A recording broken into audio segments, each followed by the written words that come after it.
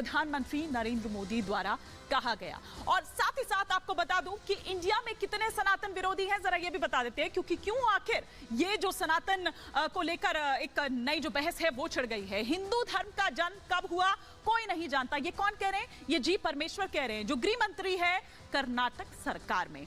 वहीं सनातन धर्म डेंगू है, मलेरिया है, कोरोना की तरह है, ये किसने कहा? एमके स्टालिन के जो बेटे हैं, तमिलनाडु के मुख्यमंत्री के बेटे उदयनिधि स्टालिन दरअसल ये कह रहे हैं। कार्ति चिदंबरम उनका समर्थन करते हुए, उनके सुर में सुर मिलाते हुए क्या कह रहे थे कि सनातन धर्म कुछ भी नहीं है, ये जातियों में विभाजित है, समाज को दरअसल ये बांटता है। वहीं प्रियंक खरगे भी उनके सुर में सुर मिलाते हुए क्या कहते हैं कि जो समान अधिकार ना दे वो धर्म बीमारी जैसा ही तो है। साथ ही साथ स्वामी प्रसाद मौर्य की अगर बात करें, हिंदू धर्म तो कोई धर्म है ही नहीं, बल्कि ये तो एक धोखा है। तो एक सुर में आप देखिए, ना केवल कांग्रेस बल्कि उसके तमाम जो सहयोगी हैं। और अभी यहाँ पर बिहार के जो चंद्रशेखर हैं, उनका भी एक बयान आपने सुना होगा रामचरितमानस को लेकर, दरअसल किस तरह से उनके द्वारा बयानात दिए गए थे, ये आपने देखा सुना होगा पिछले कुछ दिनों में। लेकिन इस वक्त एक बड़ी खबर आ रही है, फटाफट से वो बड़ी खबर भी हम आपको दिखाते हैं कि किस तरह से आप बीजेपी की ओर से भी तमाम प्रतिक्रियाएं जो हैं वो अब इसके बाद सामने आने लगी है और विपक्ष के दिमाग में बीमारी है। दरअसल ये बीजेपी की ओर से कहा गया है, हिंदुओं पर आक्रमण आखिर क्यों किया जा रहा है। तो आप ये देखिए कि एकदम एक्टिव मोड में अब यहां पर बीजेपी के जो तमाम नेता हैं, बीजेपी है, वो यहां पर नजर आ रही है। International institution of electrical and electronics engineering वालों ने यह माना है कि जेसी बोस ने सबसे पहले वायरलेस शुरू किया था। और इतना ही नहीं, सुनिए, अब यह बात मानी जाने लगी है विदेशी विश्वविद्यालयों में भी कि गुरुत्वाकर्षण का सिद्धांत बहुत पहले आर्यभट्ट और हमारे भास्कराचार्य ने दिया था। अभी प्रधानमंत्री जी ने चंद्रयान की सफलता पर क्या बोला? सूर्य सिद्धांत का वह श्लोक कोट किया जिसमें उन्होंने कहा कि धरती पर बैठकर कोई अपने को ऊंचा समझता है, कोई अपने को नीचा समझता है, पर संपूर्ण आकाश में यह गोल पृथ्वी की यदि स्थिति देखें तो वहां न कोई ऊपर है न नीचे है। इतना स्पष्ट बताया गया। अब यह शक्ति उभर के नहीं सामने आने पाए तो मैं ये बताना चाहता हूं, ये जानते क्यों है? जब हनुमान जी को अपनी शक्ति याद आ रही थी तो तमाम आसुरी शक्तियों को लगने लगा था कि यदि इनको शक्ति याद आ गई फिर तो आसुरी शक्तियों के लिए बचना मुश्किल हो जाएगा।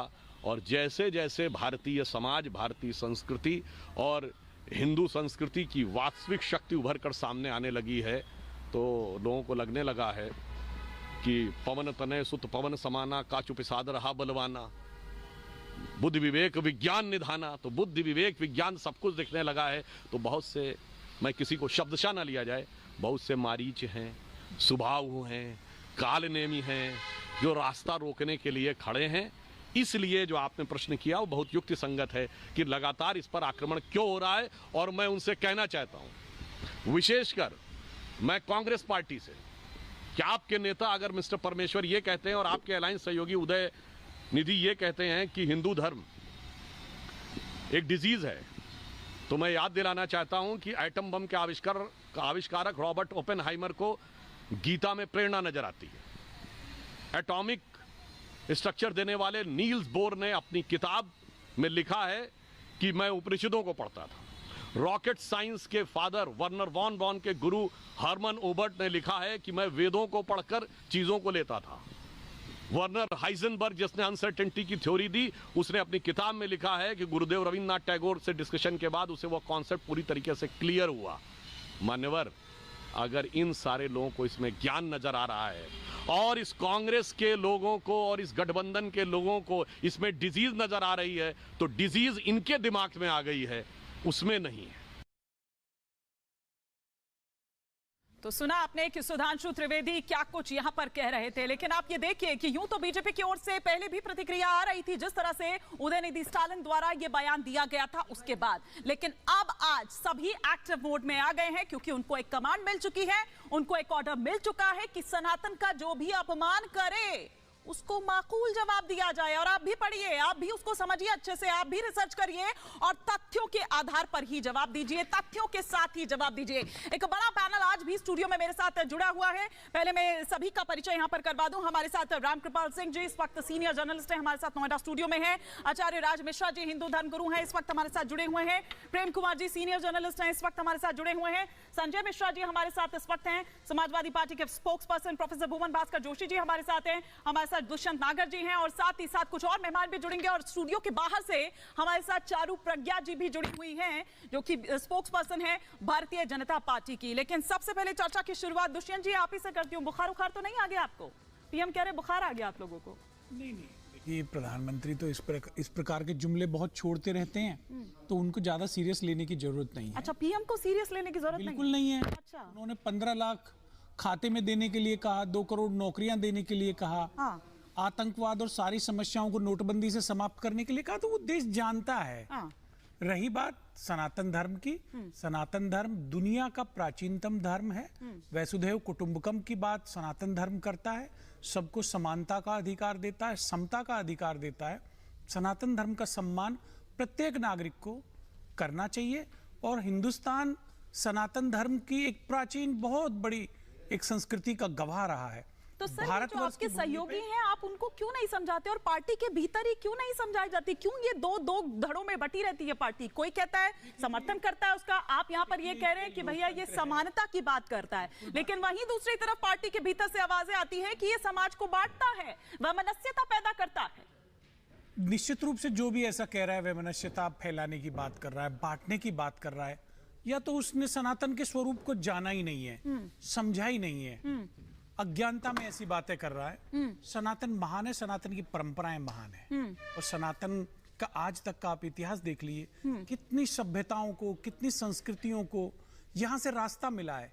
आप एक से एक दुनिया में विद्वानों को देखेंगे तो कहीं ना कहीं उन्होंने सनातन धर्म की शरण से जीवन को शुरुआत किया है। मैं आपको एक उदाहरण देना चाहता हूं। ये एप्पल के जो संस्थापक थे, उन्होंने लिखा है अपनी आत्मकथा में कि नीम करौली बाबा से मुलाकात के बाद उनका जीवन बदल गया। जो मेटा फेसबुक के सीईओ हैं जुकरबर्ग साहब, उनका आप पढ़िए, उन्होंने कैसा गीता के विषय में कहा है और सनातन धर्म के बारे में, हमारी परंपराओं के विषय में कहा है। तो आदि काल से आज तक सनातन धर्म तो दुनिया को रास्ता दिखा रहा है। कितनी अच्छी अच्छी बातें कर रहे हैं दुष्यंत नागर जी यहाँ पर, और ऐसा लग रहा है चारू जी कि जब यहाँ पर इतनी अच्छी अच्छी बातें कर रहे हैं तब तो मुद्दा ही खत्म हो गया है। मुद्दा ही खत्म हो गया है। मतलब आज प्रधानमंत्री नरेंद्र मोदी की ओर से जो निर्देश दिए गए हैं, जो ऑर्डर दिए गए हैं, लगता नहीं है कि उसकी जरूरत पड़ेगी अगर ये नमस्ते हिमानी जी। तो हाँ जी, मुझे एक पल के लिए भी डाउट नहीं है दुष्यंत जी सनातनी है या नहीं है। डाउट मुझे इस बात पर है कि सफाई दुष्यंत जी अपनी तरफ से दे रहे हैं या राहुल गांधी जी की तरफ से दे रहे हैं। समस्या तो पहले दिन से, क्योंकि यही आखिर खड़ी हुई है। बात ये है कि एक जूनियर स्टालिन ने एक बयान दिया जिसने पूरी देश की भावनाओं को ठेस पहुंचाई, लेकिन उसके बाद उनके बाकी अलायंस के साथियों ने क्या किया, ये उससे बड़ा प्रश्न है। और उनके बाकी अलायंस के साथियों ने तो कुछ भी नहीं किया।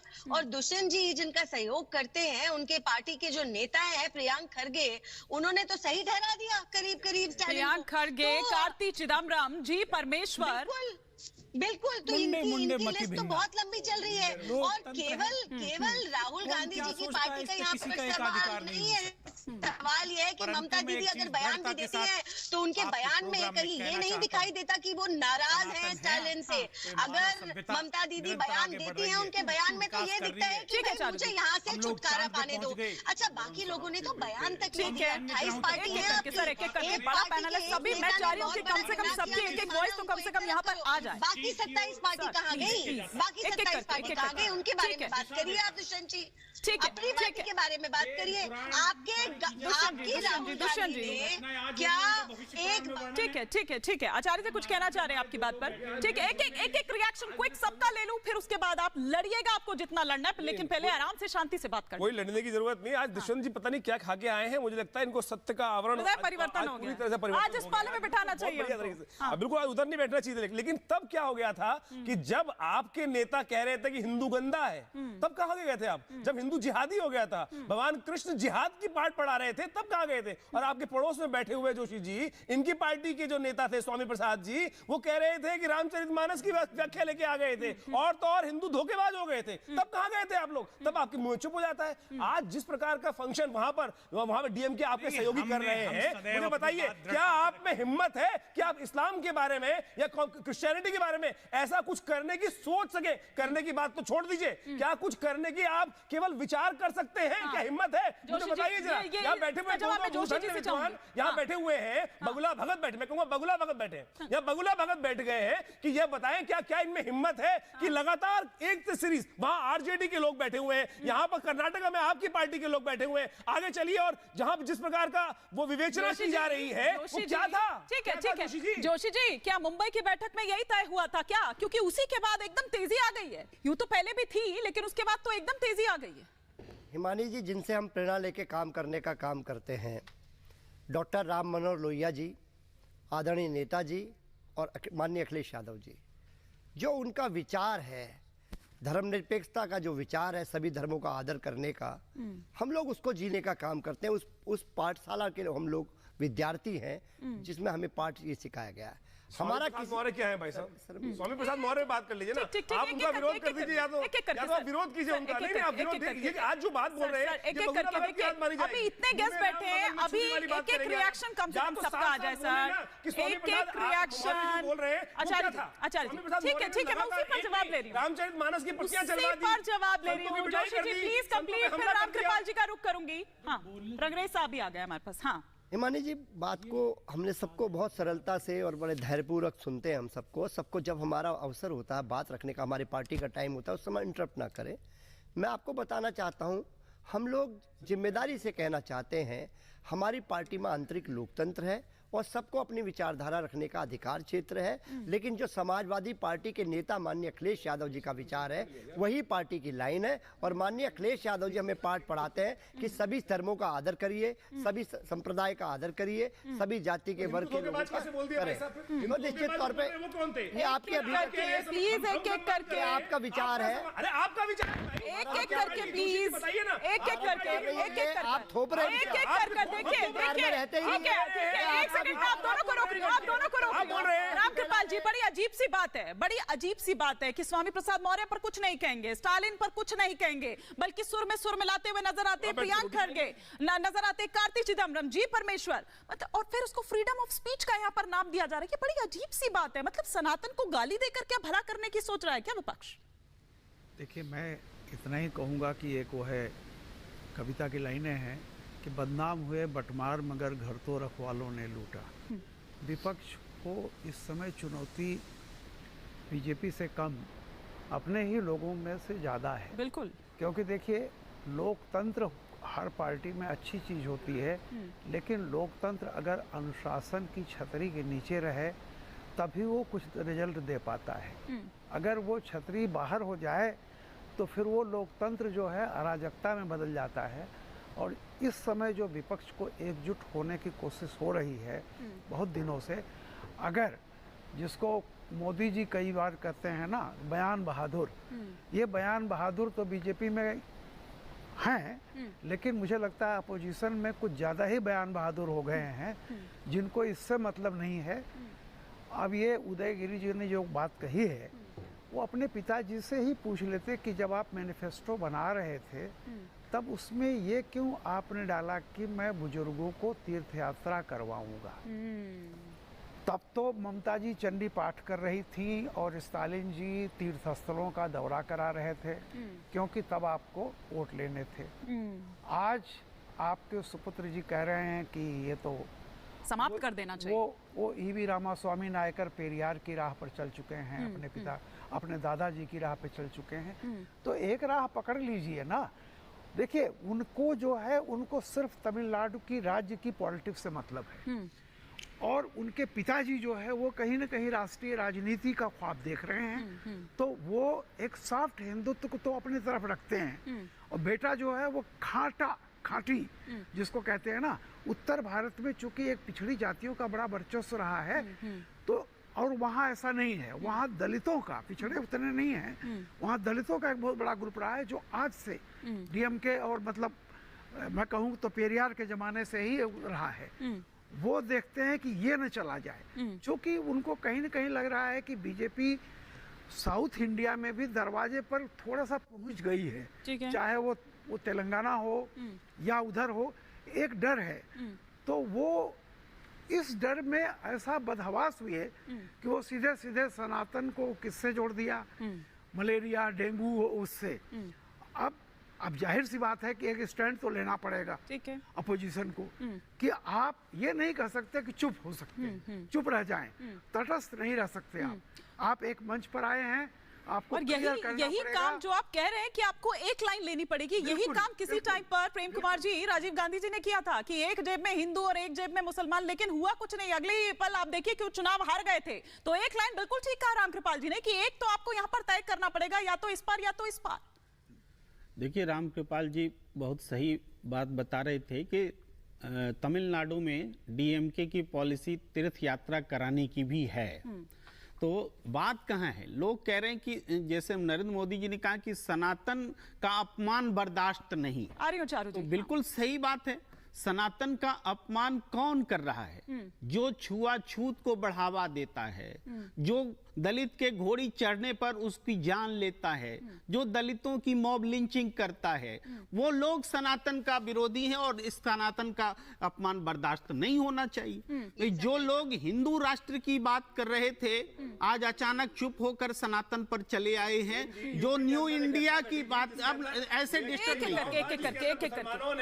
अब नहीं बोलेंगे, नहीं बोलेंगे। आचार्य जी एक बार बोलने देते प्लीज, एक बार कंप्लीट करने देते आचार्य जी। आचार्य जी ठीक है, आप काउंटर करिएगा। रामकृष्ण गाली दी जा रही है, एक बार कंप्लीट करने दीजिए आचार्य जी, फिर मैं आचार्य राज मिश्रा का रुख करूंगी। प्रेम कुमार जी देखिए, जब मैं वहां भी आता हूं कि सनातन, एक तो मैं कह रहा हूं कि सनातन पर आ गए, हिंदू राष्ट्र बनाने वाले अब सनातन शब्द पर जोर देने लगे, भुला गए हिंदू राष्ट्र। और जो न्यू इंडिया बनाने वाले थे वो भारत पर आ गए, भुला गए इंडिया। ये भी दिख रहा है। अब जो हिंदू राष्ट्र बना रहे थे, मोहन भागवत जी कहते हैं, क्यों नहीं बोलते हैं उस समय हमारे साधु संत जो बोलते हैं कि हिंदू धर्म नहीं है, तो उस पर हमारे आचार्य विक्रमादित्य एक शब्द नहीं बोलते। मोहन भागवत के खिलाफ नहीं बोलेंगे क्योंकि वो ब्राह्मण है।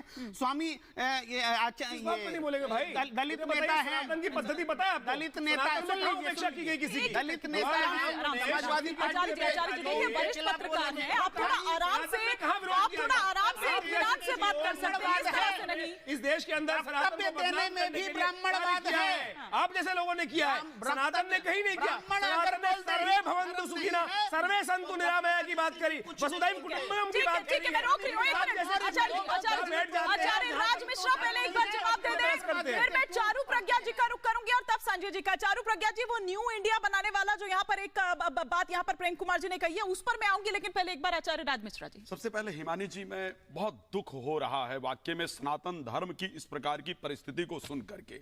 और मैं 85% जो हमारा हिंदू समाज है, मैं उसकी तरफ से आज मैं पूछता हूं, सपा से, स्वामी प्रसाद मौर्य से, अखिलेश यादव से, आज मैं पूछता हूं उदय स्टालिन से, आज मैं सुनिए, अब सुन लीजिए, अगर सनातन धर्म में कमी निकल आई, अगर सनातन धर्म में कमी निकल आई, प्रमाण के साथ बताऊंगा, जिस धर्म को कहोगे उसको अपना लूंगा।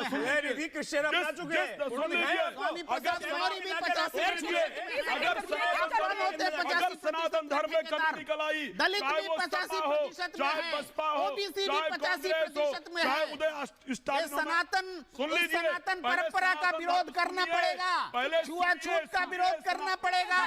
हिंदू राष्ट्र चाहिए कि सनातन राष्ट्र चाहिए? बताइए खुलेआम। सनातन धर्म हिंदू राष्ट्र चाहिए कि सनातन राष्ट्र चाहिए?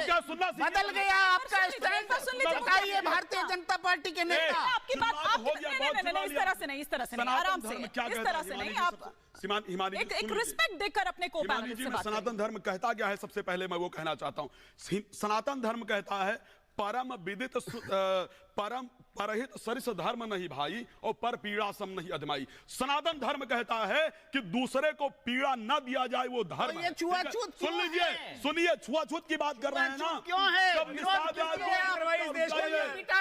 सुनिए, जब निषाद राजगुरु भगवान श्लोक पढ़ने से सुनोगे नहीं, आप लोग जाके छुआछूत करवा रहे भाई। सुनवाइए,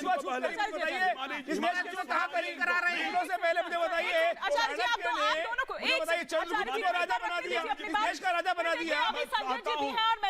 हिमानी जी, मैं चाहता हूं कि सनातन धर्म को लेकर के जो ये लोग समाज में त्रुटियां फैला रहे हैं, जो जहर बो रहे हैं, वो हमारे जो चैनल पर लोग सुन रहे हैं वो समझे। ये लोग कह रहे हैं फैला रहे हैं, आप फैलवा रहे हो भाई। सुनोगे ना, छुआछूत की बात कर रहा हूं। भगवान राम निषाद राजगुरु, जो निषाद राजगुरु कहते हैं कि सोई हमारे बहुबड़ से उगाई और चीर बसंत नहीं ले चुराई। सुनो यार, वो कहते हैं भगवान राम के विरोधी हैं सारे लोग जो छुआछूत कर रहे हैं। मैं आपको रोक रही हूँ, भगवान राम कमाल की बात कर रहे हो यार। मैं अब आपको रोक रही हूँ, दोनों को रोक रही हूँ। एक बार चारू प्रज्ञा जी का जरा रुक करूंगी। चारू प्रज्ञा जी, इतने अमेंडमेंट्स आप लेकर आ रहे हैं, क्या इस पर भी आप कुछ लेकर आएंगे? क्या सनातन की रक्षा के लिए क्या हम देखें ईशनिंदा कानून जैसा कुछ आ सकता है? बाकी देशों में भी है, पाकिस्तान में है, कई देशों में। जी, पहले तो मैं स्टूडियो में बैठे सारे पैनलिस्ट से रिक्वेस्ट करूंगी, मैं अकेली हूं जो स्टूडियो में नहीं हूं, तो थोड़ा शिष्टाचार मेंटेन करें और मेरी बात पूरी होने दें। अभी एक पैनलिस्ट न्यू इंडिया की बात कर रहे थे, मैं उनको याद दिला दूं ये न्यू इंडिया का निर्माण क्यों हो पा रहा है। ये न्यू इंडिया का निर्माण इसीलिए है क्योंकि न्यू इंडिया अपने धर्म को, अपनी संस्कृति को, अपनी भारतीयता को साथ लेकर चल रहा है। अपनी भारतीयता को साथ लेके चलने का मतलब ये है, जिसको ये नीचा दिखा रहे हैं ना सनातन, वो आज से हजारों वर्ष पहले भी था, वो हजारों वर्ष बाद भी रहेगा। ना कभी कोई और खत्म कर पाया है, ना आप लोग खत्म कर पाएंगे। हो सकता है आपको अगर समाज के अंदर कोई कमियां दिखाई देती हो तो वो सनातन की कमियां नहीं है, वो समाज की कमियां हैं, उनको सुधारिए। लेकिन आपको कोई हक नहीं बनता कि हमारे धर्म पर, हमारी आस्था पर, हमारे विश्वास पर आप इस तरीके से आक्रमण पे आक्रमण करते हैं। और केवल यही नहीं है, इनके सारे के सारे साथी यही काम करते हैं। न्यू इंडिया का निर्माण इसीलिए है क्योंकि हम डेवलपमेंट करते हैं धर्म साथ में लेकर, और उसका नतीजा पूरा विश्व देख रहा है। पूरा विश्व देख रहा है।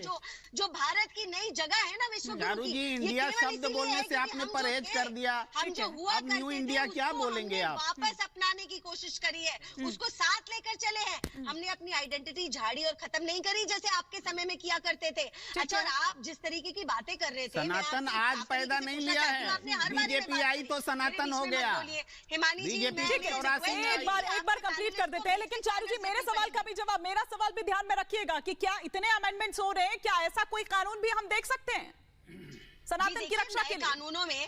नए कानूनों में हेट स्पीच के खिलाफ कानून बनाया गया है, नहीं बनाया गया है? और क्या ये हेट स्पीच का हिस्सा नहीं है? अगर एक इंसान 80% आबादी के धर्म को कहता है कि वो कोरोना है, वो लेकिन हेट स्पीच में तो चारू जी वो भी आता है ना कि 80% को 80% के नरसंहार का आह्वान है, ललकार है। चारू जी, ये भी तो हेट स्पीच का ही हिस्सा है ना। हेट स्पीच का होता क्या है ना कि जब आप रक्षा कर रहे होते हैं, जब आप बचाव कर रहे होते हैं। एक सेकंड आचार्य जी, ऐसा नहीं है कि आपसे अगर कोई यहाँ पर नहीं सहमत होगा या आपसे अगर इतर कोई बात करेगा तो आप उसको इस तरीके से करेंगे, ऐसा नहीं चल पाएगा ना। आपको सुनना पड़ेगा दोनों जगह, आपको सुनना पड़ेगा दोनों जगह। एक बार जरा संजय मिश्रा जी का मैं यहाँ पर रिएक्शन ले लूं, एक बार जरा संजय मिश्रा जी का, फिर आ रही हूँ चारू जी, आ रही हूँ। वो भी हेट स्पीच का ही हिस्सा है। संजय जी। हिमानी जी, देखिए, आपने जितने भी लोग बैठे हैं सबकी आपने अभी मत सुना है। सनातन के विरुद्ध कोई भी नहीं है, सभी सनातनी हैं। भारतवर्ष में कोई भी ऐसा व्यक्ति आपको नहीं मिलेगा जो सनातन का विरोध करता हो। लेकिन सनातन धर्म की आड़ में छुप कर राजनीति होगी तो उसका तो पोल खुलेगा। ऐसा कौन कर रहा है सर? वो अभी आप ज्ञान दे रहे थे, अभी आप इनको ज्ञान दे रहे थे कि सुनने का, अभी आप इनको ज्ञान दे रहे थे कि सुनने का। सुन ले, आप धर्म की बात कर रहे थे। नहीं तो एक बात बताइए, एक बात बताइए ना। अरे ये कोई बात नहीं हुआ। आप राजनीति, ये क्या मतलब? एक सेकंड, एक बार उनको कंप्लीट करने देते, एक बार कंप्लीट बोल पाइएगा कि नहीं, इस तरह से नहीं ना, ये कोई अखाड़ा थोड़ी है, ये कोई अखाड़ा थोड़ी है। एक-एक कर आप अपनी बात रखिए। एक व्यक्ति के बयान पर एक संत ये कहता है कि हम 10 लाख रुपया सर काट के ला दो। देखिए, आप पहले पीछे जाने से पहले, नहीं बैकग्राउंड में जाने से पहले, संजय जी नहीं संजय जी बैकग्राउंड में जाने से पहले, वो भी ठीक नहीं है, लेकिन आप बैकग्राउंड जी वो भी ठीक नहीं है, कोई ठीक नहीं ठहरा रहा है उसको। सुनिएगा, नहीं सुनिएगा, लेकिन क्या ऐसे कोई बोल देगा कि डेंगू है, मलेरिया है, कोरोना है और इसको एकदम समाप्त कर देना चाहिए? संक्रामक बीमारी है, बात तो आने दीजिए ना। आपने मेरा ये देखिए, फिर आप अरे ऐसे लोग बैठ कर का हिमानी जी यहाँ कार्यक्रम में आकर वो सनातन नहीं हो सकता जो बहुत बढ़िया बोला गया, वो सनातन नहीं हो सकता जो बीजेपी के गृह, अभी स्वामी प्रसाद मौर्य पे अटैक हो रहा था, चिन्मयानंद जी के बारे में आप लोगों का क्या है? देखिए, गांव के विधायक के बारे में आपका क्या सोच है? वो कौन से सनातनी है? आपके विधायक ने भी मतलब नहीं हुआ, बोलने दीजिए, कोई डेकोरम नहीं चुनाव है उसका। आपका आप अपनी बात कंप्लीट मैं कह रहा हूँ कि अजय मिश्र टैनी के लड़के के द्वारा जो किया गया वो क्या सनातन है? नहीं, बात दोनों तरफ से होनी चाहिए, बिल्कुल होनी चाहिए, लेकिन पहले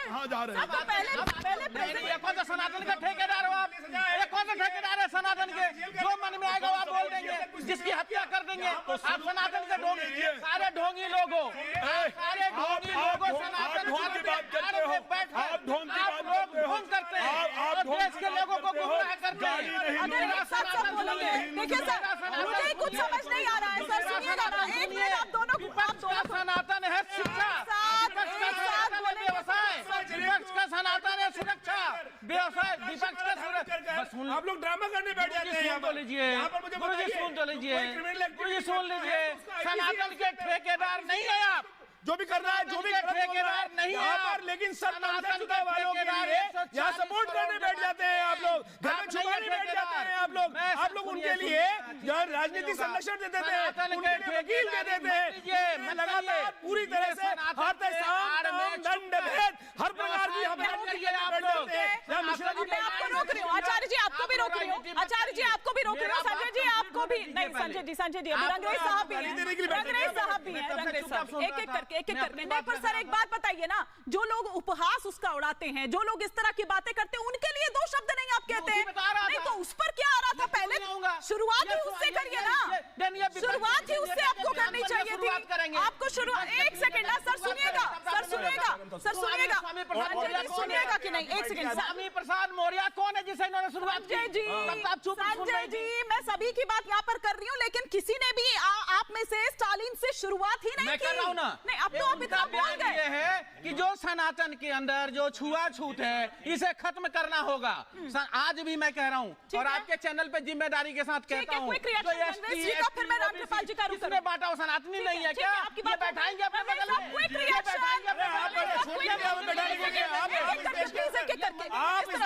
आपकी पार्टी के खड़े होके कहते हैं कि मैं भगवान ब्रह्मा की वोट की पूजा नहीं करूंगा, कहाँ लिखा?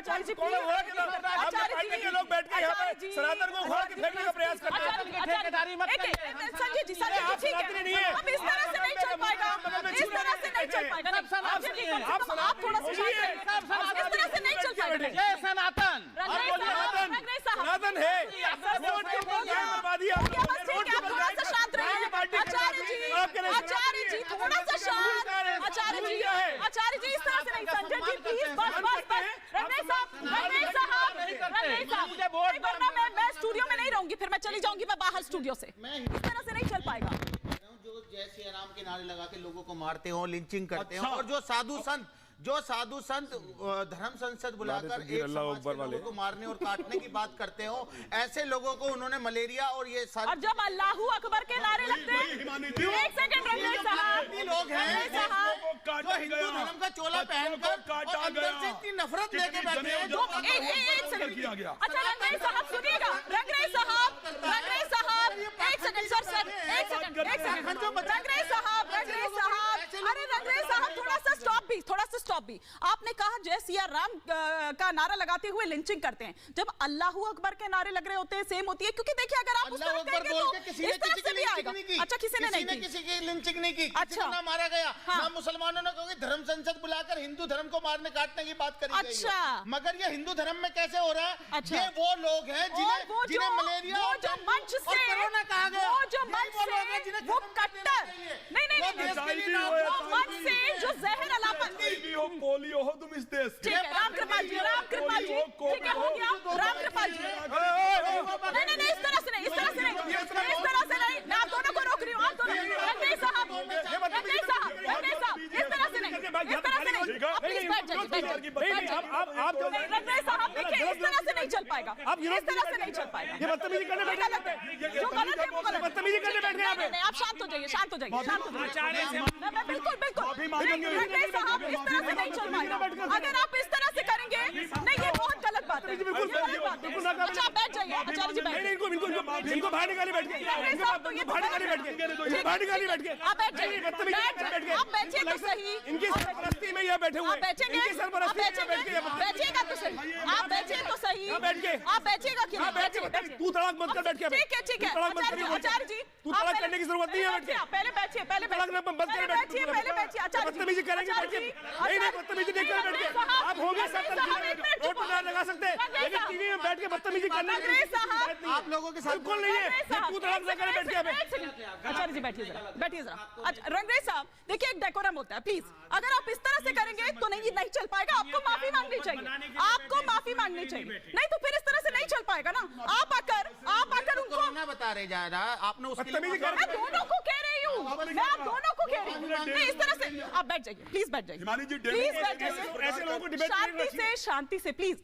आप भी थोड़ा सा और आप भी थोड़ा सा प्लीज। मैं सभी से कह रही हूँ, मैं दोनों के लिए कह रही हूँ, मैं किसी एक के लिए यहाँ पर नहीं कह रही हूँ। लेकिन राम कृपाल जी से मैं समझना चाहूंगी कि राम कृपाल जी, अगर ऐसे ही चलेगा, इसी सोच के साथ आगे बढ़ेंगे, तब तो देश में दंगे ही होंगे।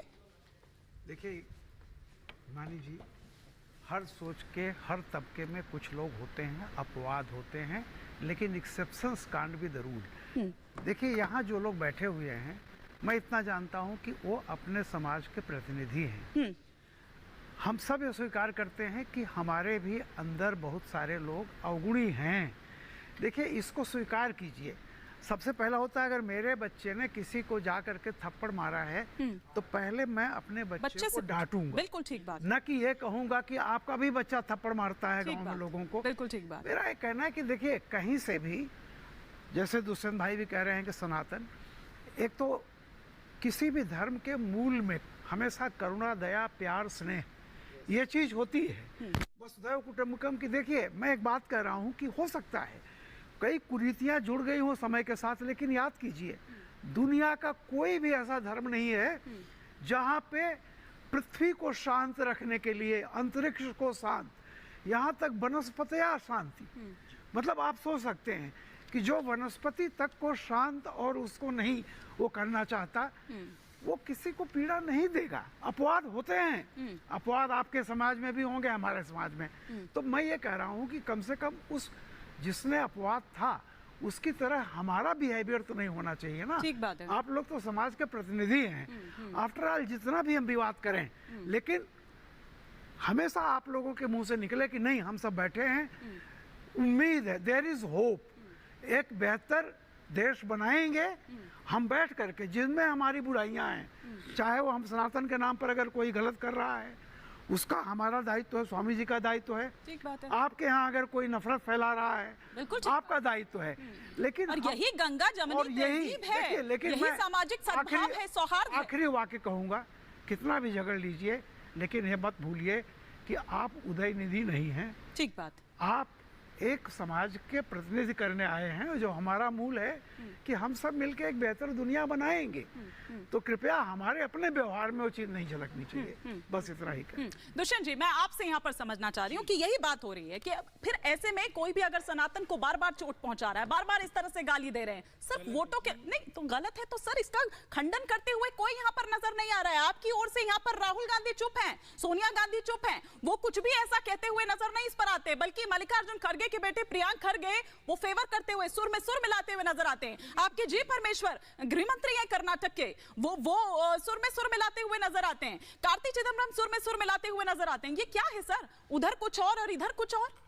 देखिए यहाँ पे उपस्थित सभी जो बैठे हुए हैं पैनलिस्ट, चाहे समाजवादी पार्टी के हैं, चाहे अन्य राजनीतिक दलों के हैं, कुछ इंडिपेंडेंट हैं, जर्नलिस्ट हैं, सभी का एक मत से मानना है, और हमारे सबसे वरिष्ठ साथी रामकृपाल जी बैठे हुए हैं, सनातन धर्म के मूल में आपने जिस प्रकार से बताया कि वनस्पति की शांति की हम लोग कामना करते हैं, विश्व शांति की हम लोग कामना करते हैं, तो एक ऐसा हमारा सनातन महान धर्म है जो दया, करुणा, प्रेम, भाईचारा, वसुधैव कुटुंबकम की अवधारणा रखता है।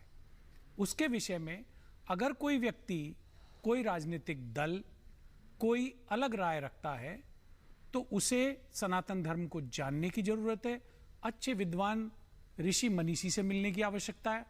हमारे यहाँ भी 2 संत बैठे हुए हैं, वो 2 आचार्य हैं, दोनों प्रकांड पंडित हैं, इनसे मिले, इनके द्वारा जानकारी प्राप्त करे, लेकिन सनातन धर्म को, सनातन धर्मावलंबियों को कोई ऐसा शब्द ना बोले जिससे किसी को ठेस पहुंचे। ठीक है, अच्छा आचार्य जी कुछ कह रहे, फिर चारू जी आ रही हूं मैं। मेरा केवल एक प्रश्न है, क्या आपको लगता है कि आपको आपके अलायंस से, INDIA से डीएमके को बाहर निकालना चाहिए? निकालेंगे नहीं निकालेंगे?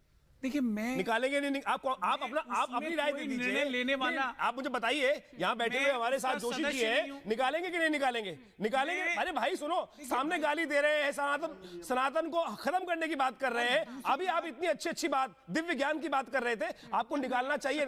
जायज क्या है? जायज क्या है? सच्चाई नहीं निकालना चाहिए, निकालना चाहिए। सच्चाई बोल, अब वो पूछ रहे हैं, आपकी राय पूछ रहे हैं कि क्या होना चाहिए, निकालना चाहिए कि नहीं? क्योंकि सर देखिए, उस बॉडी का सदस्य नहीं। अभी अगर फर्रुखाबाद जाना हो, बार-बार मैं यही कह रही हूँ, एटा जाना हो, इटावा जाना हो, सर सुनिए ना, दुष्यंत जी आपसे भी है, जवाब दे रहा हूं, जोशी जी से भी है, सर सुनिएगा तो, क्योंकि वोट आपको यहाँ अकेले ने, स्टालिन साहब नहीं आएंगे यहाँ, स्टालिन जी ने तो कर दिया जो करना है। वोट की राजनीति करते नहीं, वोट की राजनीति करने वालों को सपोर्ट नहीं करते। हमारा समर्थन गाय कटवाई थी, केरला के अंदर गाय के ऊपर, मैं बताइए, केरला के अंदर बीच रोड पर गाय कटवा कर पकवाई थी आपके लोगों ने, बीफ डे बनवाया था आप लोगों ने। बहस कर, क्यों बहस हो रही है? सत्य सामने ला रहे हैं भाई। आस्था का विषय है, सर हटना चाहिए और हम अपने धर्म पर ना तो किसी की टिप्पणी चाहते हैं, ना किसी का प्रमुख सदस्य इन्वॉल्वमेंट चाहते हैं। प्रमुख सदस्य है सर INDIA के, ठीक तो कह रहे हैं वो। भास्कर जी, डीएमके को हटना चाहिए नहीं हटना चाहिए आपके अलायंस से? INDIA से डीएमके को हटना चाहिए नहीं? समाजवादी के इतने प्रमुख हमारे जोशी जी बैठे हैं, इतनी बढ़िया बात कर रहे हैं। स्वामी प्रसाद मौर्य को तो हटा नहीं पाए, वो डीएमके को क्या छोड़ेंगे? सत्य सामने लाने की बात कर रहा हूँ, वाली बात जो थी वो सत्य है कि नहीं है? हमारा प्रेम जी आपको तो दिखाई नहीं देता। एक बार जरा चारू जी का रिएक्शन ले लूं, चारू जी का, प्रेम जी आ रही हूं, चारू जी एक बार कुछ रिएक्ट कर रही है, फिर प्रेम जी का रुख कर रही हूं। जी, मैं सुन रही थी, कोई कह रहा था कि स्वतंत्रता है, अपने धर्म को अपने हिसाब से आप पालन करिए, बिल्कुल स्वतंत्रता है, लेकिन क्या आपकी स्वतंत्रता का मतलब ये है कि आपको अधिकार है, आप हमारे अधिकारों का उल्लंघन करेंगे? क्या हमारा अधिकार उतना ही बड़ा नहीं है? आपको जो करना है करिए जी, आप हमारे ऊपर टिप्पणियां क्यों देते हैं, वो समस्या है। और मैं पहले दिन से ये पूछ रही हूँ, 28 पार्टियों का आपका गठबंधन है, एक पार्टी को क्या आप बाहर निकालने की हिम्मत रखते हैं, या हम 28 के 28 को मान के चले कि एक ही सुर में एक ही बात वो बोलना चाहते हैं, और यही उनका मैसेज है देश के नागरिकों के लिए? क्योंकि मैं भी इस देश की नागरिक हूँ, मैं जानना चाहती हूँ इन 28 राजनीतिक दलों का क्या ये गठबंधन से अपने हटा दे? ठीक है, मतलब ये आपकी स्ट्रेटेजी है, इससे ये पता चल गया। आप ये बताइए कि उसके बयान में कमी क्या है, फिर बात करिए। क्यों मेरे बीच में बोल रहे हैं? आपको इनफ नहीं है कि आप सारे स्टूडियो जो भेदभाव है, जो छुआछूत है, यदि उसे खत्म करने की बात वो करते हैं, क्या गलत बात कर रहे हैं भाई स्टालिन? आपको पता है संजय जी, आपको पता है वो क्या, उस कार्यक्रम का नाम क्या था? एक संजय जी आपको पता है वो किस कार्यक्रम का हिस्सा बनने गए थे? ऐसा नहीं है कि गलती से हो गया, ऐसा नहीं है कि जबान फिसल गई, ऐसा नहीं है, वो प्री प्लान था। वो जिस कार्यक्रम का हिस्सा बनने के लिए गए थे, वो सनातन उन्मूलन, वो विरोध, और साथ ही नहीं तो वो वहां पर सनातन धर्म नहीं है, सनातन एक सोच है, सोच के तहत अगर इस पे आता हूं माने जी कि उन्होंने जो कहा है, मैं फिर से कहता हूं कि जो धर्म तो हिंदू है, हिंदू धर्म, ये लोग बोलना ही नहीं चाहते। इतने लोगों को जाति क्या जानती है मानी जी? एक सच बताता हूं आपके नेशनल चैनल पे, और आपको भी मालूम होगा ये चीज। आज भी मैं 54 साल की उम्र में मैं बोल रहा हूं कि आज से 20 साल पहले तक मैंने अपने गांव में देखा है कि जो हरिजन हैं, बहुजन हैं, वो लोग हमारे कुएं से पानी नहीं पी सकते थे साहब। ठाकुर और ब्राह्मणों के कुएं से पानी नहीं पी सकते थे, वो चप्पल नहीं पहन सकते थे, हमारी जिनको चप्पल पहनने की इजाजत नहीं थी। ये ऐसे लोग मंदिर के अंदर वो नहीं जाने देते थे, ये सच्चाई है। उनको मंदिर में जाने नहीं दिया जाता था। ये पंडित जी लोग पानी पीने की बात तो छोड़िए, पूजा नहीं करने देते थे। ये पंडित जी लोग पूजा नहीं करने देते। क्या किया? आचार्य जी बैठ जाइए, आचार्य जी बैठ जाइए। एक सेकंड होता, ऐसे कुछ भी समझ नहीं आ रहा है सर, मेरे सामने ऐसे कुछ भी समझ नहीं आ रहा है। मैं उसको व्यवस्था बदल दूंगा। आपने 54 साल बैठ जाइए, आपने 54 साल तक क्या किया? आपने स्वयं स्वीकार किया यहाँ पर 54 साल तक आप ये करते रहे। 54 साल तक किया क्या आपने?